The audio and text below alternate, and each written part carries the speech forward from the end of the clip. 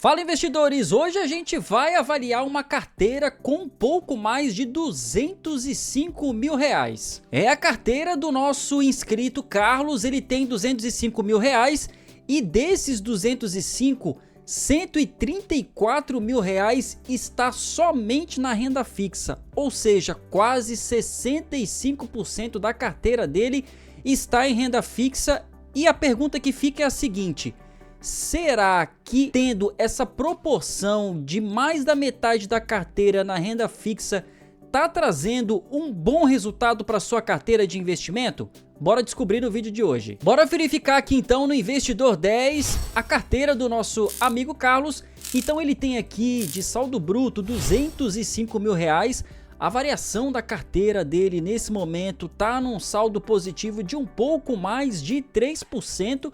Vamos dar uma olhada aqui como que tá a rentabilidade, ó, tá com 32% de rentabilidade, considerando toda a variação, dividendos e também com relação à média ponderada aqui. Vamos ver quanto tempo que o Carlos está investindo nessa carteira aqui, ó. Ele começou a investir em fevereiro de 2024, então tem mais ou menos aí 1 ano e meio de investimento, já com valor bem alto, né, por um tempo bem baixo aí, pequeno de investimento que ele possui, um pouco mais de 1 ano e meio, e ele começou aqui com um patrimônio de um pouco mais de 8 mil reais, depois ele já foi dando um salto aqui para 58 mil reais de investimento, que é interessante, deve ter vendido aí algum bem, alguma questão aí pessoal para colocar nos investimentos dele, e ele vem mantendo aqui uma crescente, algumas questões de queda aqui, provavelmente ele tirou parte do valor aqui, tinha 142 mil, depois caiu para 129, depois foi subindo novamente até ele chegar agora nos 205 mil reais, então a gente vê que tem algumas oscilações aí com relação ao patrimônio dele, e a carteira dele está dividida aqui, ó, da seguinte forma, ó, ele tem quase 65% somente em renda fixa, são 132 mil reais investidos em renda fixa. A segunda maior porção aí da sua carteira está nas ações aqui no Brasil, com 55 mil reais, totalizando aí 26%, quase 27% da carteira. Ele tem alguns BDRs, tem também aqui algumas criptos, tem também fundos imobiliários, tem quase 3 mil reais em fundos imobiliários, e também tem um ETF aqui que eu já dei uma olhada antecipada, que é o IVVB11, a gente já vai tratar também na sequência. Vamos ver o que ele tem de ações, são 55 mil reais em ações, e eu já vi aqui, ele estudou bem as ações que ele entrou aqui, excelentes ações que ele possui, apesar de aqui em cima, ó, tá com uma variação negativa no momento de um pouco mais de 9%, provavelmente também muito porque ele começou a investir bem recente, uma carteira nova aí de 1 ano e meio. É normal a carteira performar na renda variável em queda momentaneamente, principalmente nos inícios dos investimentos. Mas olha só o que ele tem aqui de ações. A maior parcela aqui de ações está em Petrobras, interessante, ele tem 435 ativos de Petrobras, tem Banco do Brasil, 520 ativos, tem Vale, tem Caixa Seguridade, também tem aqui Bradesco, Rani3, tem CSMG, CEMIG, Companhia de Energia, ele tem aqui Cesan, que é a Cosan, ele também tem aqui BRSB e também tem VEG. Estão totalizando aqui 55 mil com 9% de queda, normal, continua firme aí nos investimentos, nas ações, porque você tem aqui excelentes empresas, está bem diversificado entre banco, tem um pouco de mineradora, também tem banco, também tem seguros, que é bem interessante, tem VEG aqui, tem companhia de energia, tá bem diversificado, tá interessante aqui. Vamos ver o que ele tem de fundos imobiliários. Ele tem um pouco mais de R$ 2.600 de fundos imobiliários, ele tem BTC e 11, que é a maior porcentagem aqui da sua carteira de FIIs, com um pouco mais de R$ 1.300, está num saldo positivo bacana. Ele tem CACR11, também é um fundo de papel, também está no positivo aqui em 15, quase 16%. Ele tem um fundo de tijolo, que é o HGLG11, que é um fundo de logística, está quase no 0 a 0. Ele também tem outro fundo de tijolo, que é o HGBS, e também o KNRI, que também é outro fundo de tijolo aqui. Ele deve estar construindo ainda, acredito, a sua gama de fundos imobiliários.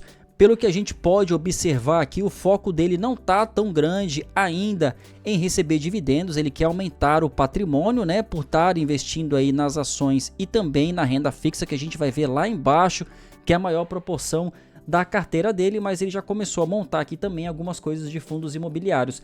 Em criptomoedas, ele tem uma criptomoeda diferentona aqui, ó, é o SDC, tem um pouco mais de 5 mil reais, está numa variação negativa aqui de 9%. Ele tem IVVB11, que investe nas 500 empresas lá dos Estados Unidos, mas o investimento é feito direto aqui na Bolsa Brasileira, tá? Ele tem dois ativos com quase R$1.000 aqui investidos, está numa variação positiva de 14%. Ele tem aqui também BDRs, tem alguns BDRs aqui de banco, né? Tem do Nubank, também tem do HSBC, também totalizando uma variação positiva aqui de quase 4% e tem um valor investido de quase R$9.000. Agora na renda fixa, onde está o maior valor aqui de R$132.000, vamos ver onde está investindo tanto dinheiro assim na renda fixa. A gente pode ver que ele colocou algumas metas aqui, ó, ele vê e a gente observa que a meta de renda fixa, que era para estar em 40%, o máximo está em 64%. Então ele vai ter que dar uma boa ajustada aqui ainda na carteira dele. Ele quer colocar a meta de 19% em FIIs e está só com 1% no momento, então ele tem bastante coisa ainda para ajustar aqui. Bora conferir aqui a renda fixa dele. Ele tem R$30.000 investidos num CDB de pós-fixado com 107% do CDI. O CDI hoje está com quase 15%, né?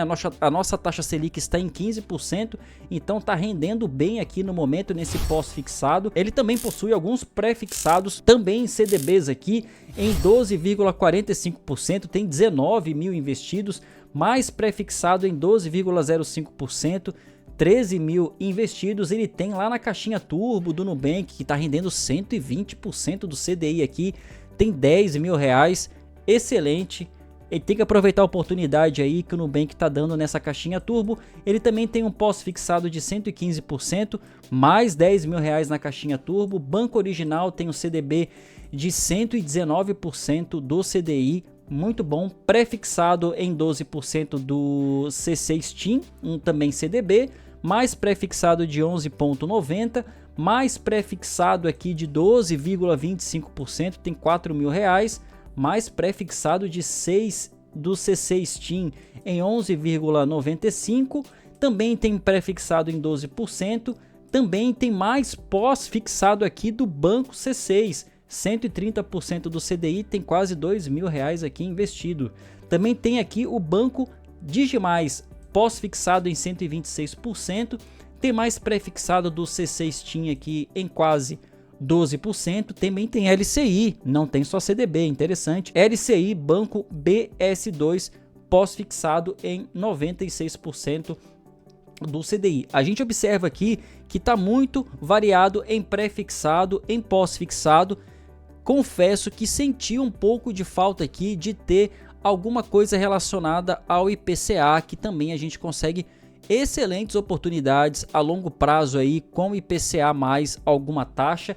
Essa quantidade de pós-fixado aqui, a depender do tempo, né, que está previsto, a liquidez e o vencimento de todos esses CDBs, pode ser um pouco preocupante, porque a nossa taxa Selic agora está em alta, mas a tendência é que nos próximos meses e também para o ano que vem, a taxa Selic dê uma baixada e uma controlada e esses rendimentos vão diminuir um pouco, apesar de continuar rendendo bem. 15% da Selic é um valor muito alto, rendendo a 14%, 13%, 12% da Selic ainda é um investimento bem interessante nas porcentagens que ele tem aqui de 125%, 123%.